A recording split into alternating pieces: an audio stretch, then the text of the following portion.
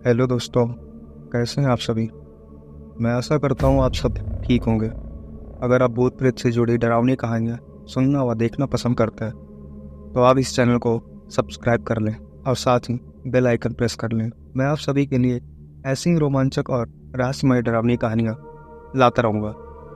चलिए बिल्कुल भी देर न करते हुए मैं आपको ले चलता हूँ आज की कहानियों की तरफ। दोस्तों, अगर किसी घर में सालों से कोई इंसान नहीं रह रहा हो तो ऐसे घर को प्रेत बाधित घर माना जाता है, क्योंकि उस घर में ऐसा कोई वाकया हुआ होगा जिसकी वजह से उस घर में कोई बस नहीं सका।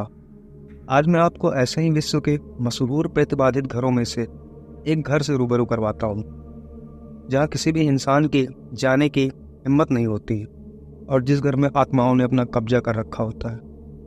तो कौन सा है ये घर, कहाँ है ऐसा घर? इन सभी सवालों के जवाब हम आपको इस कहानी में देने वाले हैं। दोस्तों, इस घर का नाम वेले हाउस है और यह अमेरिका में स्थित है।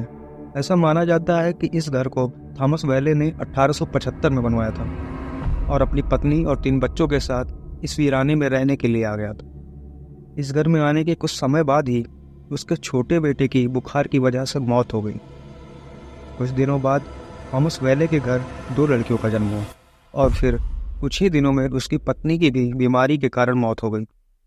उसके बाद थॉमस के सबसे बड़े बेटे ने एक लड़की से शादी की और फिर तलाक हो गया। इस सदमे से उसने भी आत्महत्या कर ली। इस तरह एक एक करके 1961 तक थॉमस की मौत के साथ पूरा परिवार खत्म हो गया। ऐसा माना जाता है कि इस मकान को बनाते समय एक मजदूर ने फांसी लगाकर जान दे दी थी। तब से उसकी आत्मा उसी घर में घूमती थी। वेले परिवार को इस बात का पता होने के बावजूद यहाँ रहने को आए और मौत के काल में समा गए। अब उनके पूरे परिवार की आत्माएं इस घर में रहती हैं। इस कारण अब तक इस घर में कोई नहीं रह सका। इस घर के बारे में विस्तार से जानने और स्टडी करने के लिए घोस्ट हंटर्स की टीम यहाँ आई थी। वो जब रात को 12 बजे के बाद इस घर में आए तो उन्होंने उस घर में किसी के आभास और स्पर्श को महसूस किया। उन्हें बालों से ढके चेहरे दिखाई दिए जो एकदम गायब हो जाते थे।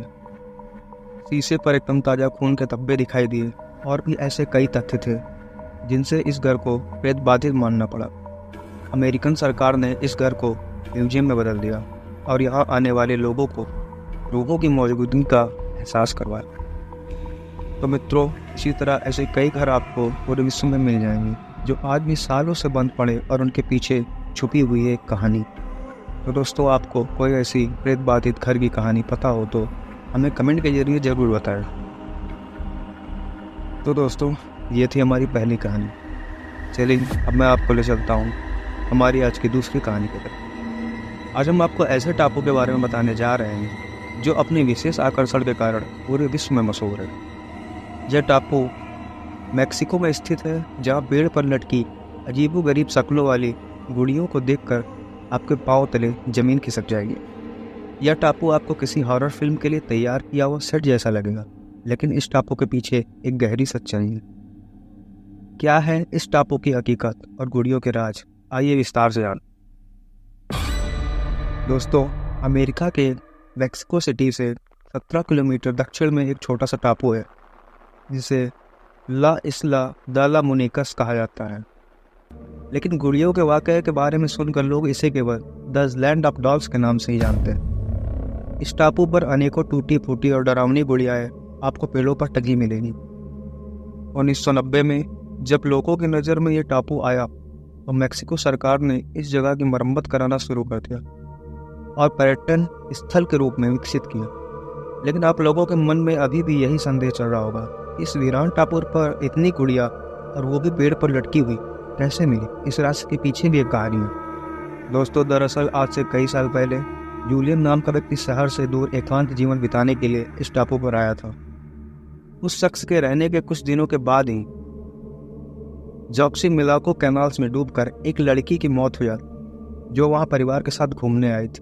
दोस्तों, जोशी मिलाको कैनाल्स के बारे में अगर आप नहीं जानते तो बताता चलूं, ये एक झील जैसा पानी का स्रोत है जिसमें कई रंग बिरंगी नावों को लोगों द्वारा पर्यटकों के लिए चलाई जाती है। तब से उस लड़की की आत्मा जूलियन को परेशान करने लगी। इस घटना के कुछ दिनों बाद लड़की की मौत वाली जगह पर ही जूलियन को एक तैरती हुई गुड़िया मिलती है। तब उस गुड़िया को देखकर सोचा कि कहीं उस लड़की की आत्मा उसे परेशान न करने लगे। इसके उपाय के लिए उसने उस गुड़िया के गले में फंदा डालकर पेड़ पर लटका दिया।